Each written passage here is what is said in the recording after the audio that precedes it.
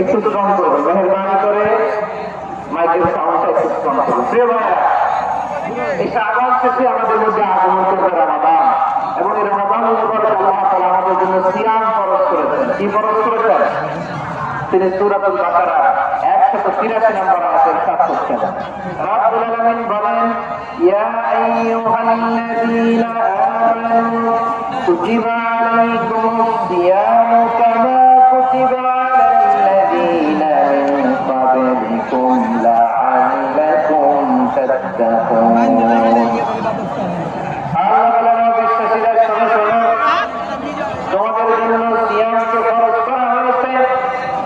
ঠিক যেমন ভাবে তোমাদের পূর্ববর্তী উম্মতদের উপর সিয়ামকে ফরজ করা হয়েছিল, লাআল্লাকুম তাত্তাকুন, যাতে করে তোমরা সবাই মুত্তাকি হতে পারো।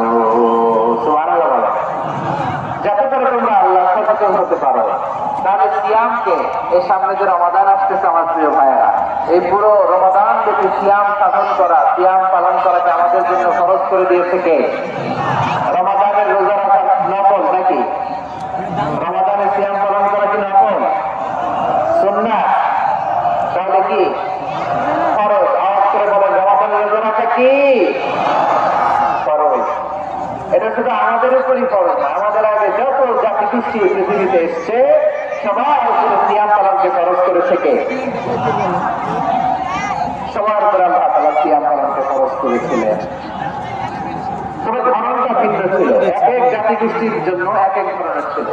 আমাদের জন্য সিয়াম ফরজ টানা 1 মাস, 30 দিন, 29 দিন। কোন কোন উম্মতের উপর 30 দিন না, মাত্র 3টা রোজা ফরজ ছিল। কয়টা? আওয়াজ করে বলেন। আপনাদের কি মনোযোগ আসছে না গেছে? মনোযোগ আছে?